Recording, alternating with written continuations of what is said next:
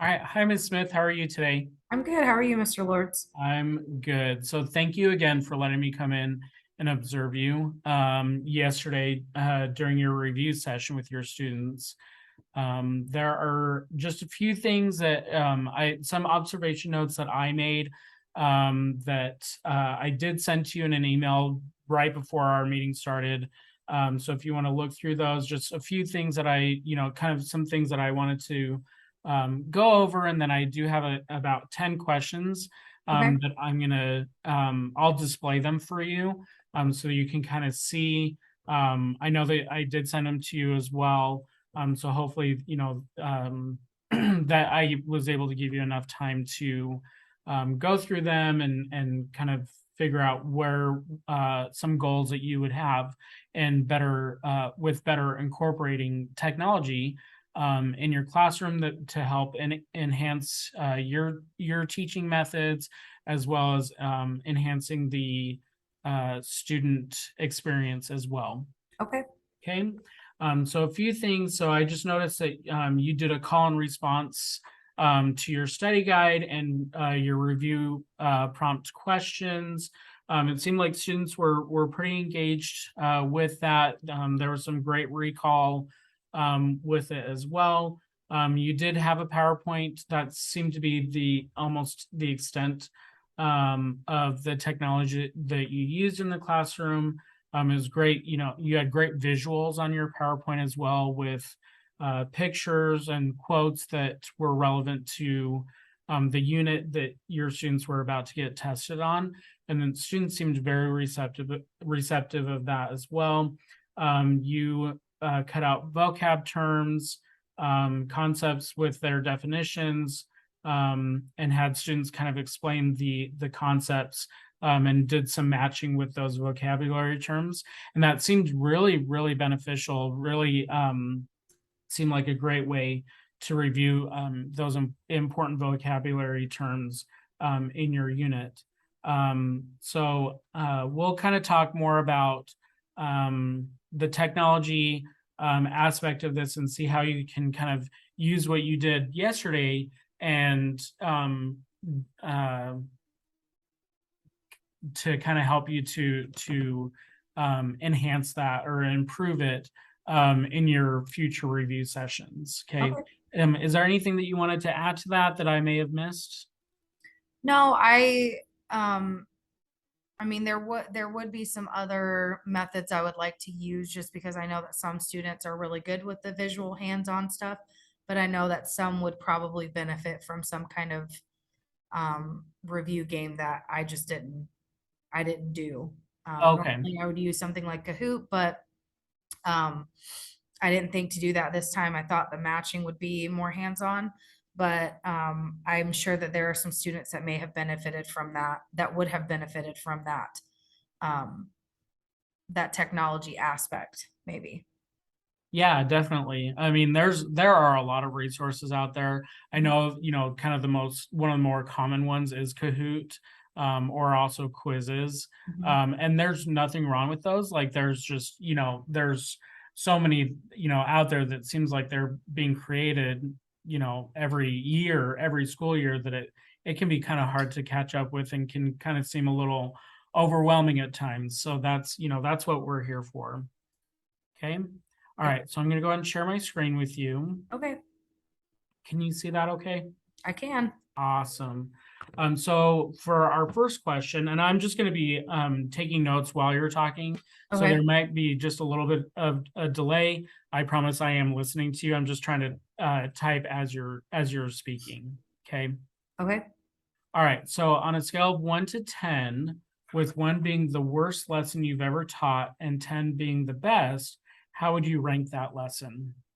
I would probably rank it a 7 or 8. It was kind of what you said, that there were a lot of the students were engaged, that they were having, they had that hands-on element, and a lot of kids seemed to like that. But I did notice that there were some kids who were kind of disengaged from the lesson.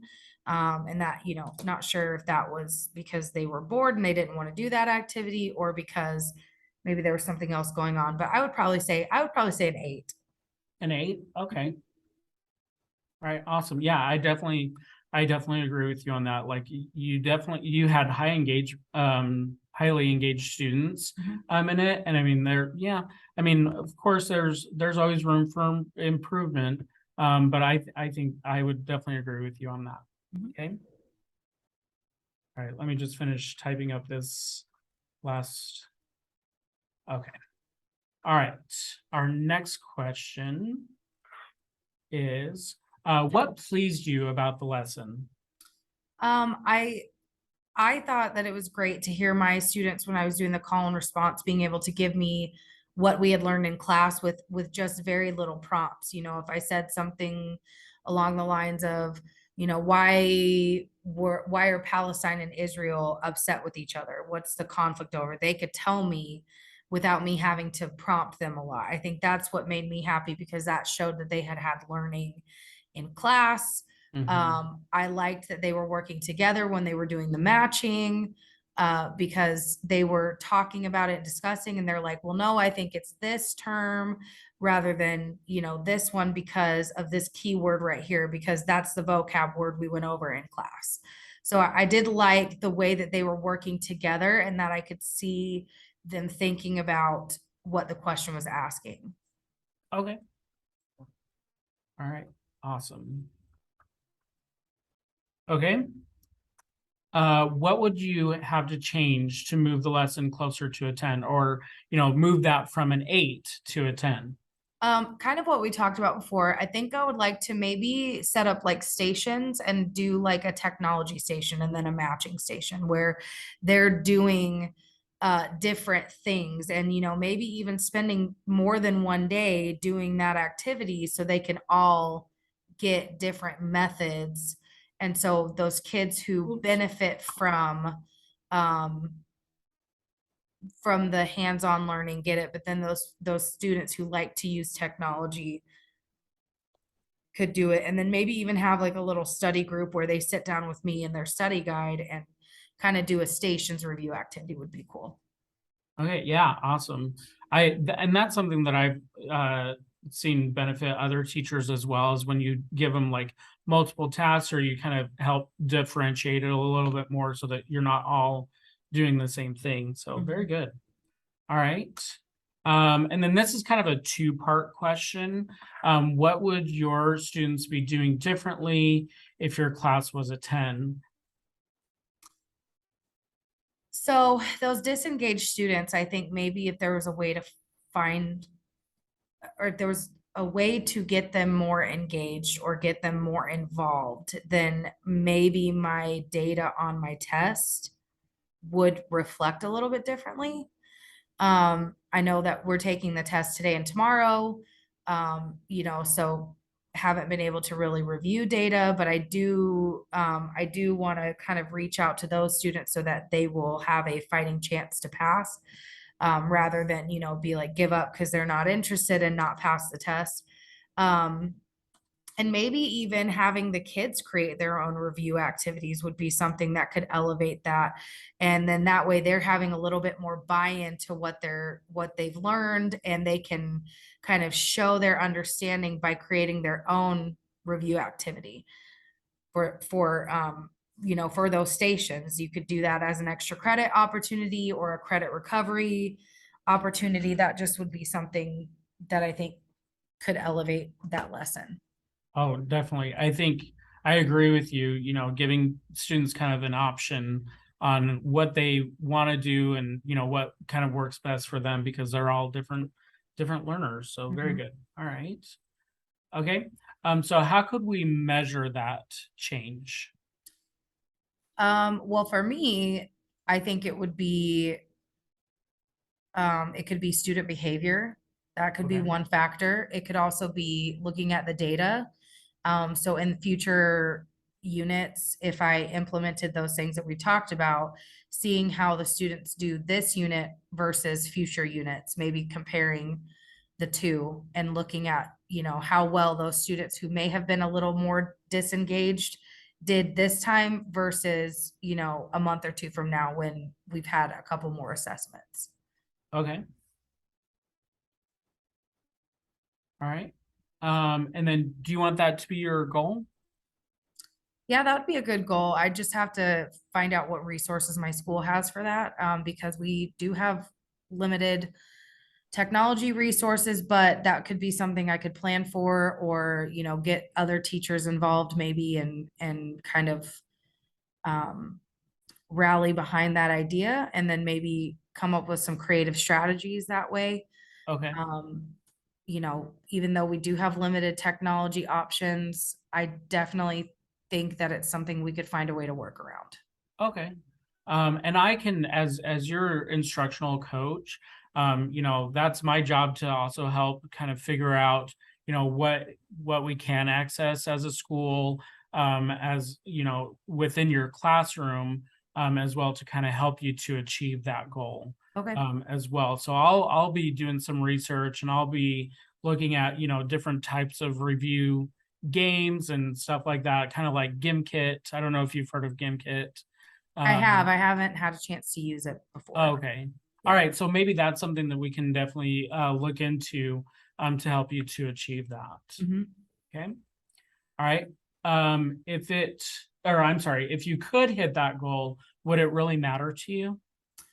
I think it would, because when you're looking at teacher evaluations and you're looking at success of students, we want every student to succeed, and finding options to help that child succeed would be important, not just for them but for me as well, to know my how I'm doing as a teacher, or how they're getting information in class. And it might also, again, create engagement in the future, to where those behavior issues that they may have, or the struggles that they may be seeing, are limited. They may Okay. be increasing not only educational and academic achievement, but also, improved behavior. Okay. I think that's great. I Mhm. think both, if you can really kind of, you know, hit both of those at the same time, I think that would definitely help as well. All right, very good. All right. Sorry, I don't know why that's formatted that way. Okay, so what teaching strategy can you use to hit your goal? Mm. Well, do you have any suggestions? So I think um kind of having different stations, kind of different review stations. Maybe in one group you can do like a GIM kit. Another one you can do kind of a vocabulary type thing, maybe with Quizlet would be useful. Okay. Um, Also, um, do like a small group session. So like which students are going to need more attention, or which students are going to kind of need that more one-on-one instruction, especially the ones from yesterday that weren't kind of giving it their all. You Mhm. can kind of that would give you the opportunity, while the other students are in their stations, you pull them in and say, okay, let's do some review, let's do some review together, to see kind of where they're at and what they need to know before they take their exam tomorrow. Okay. Okay. All right. So what should our next step be?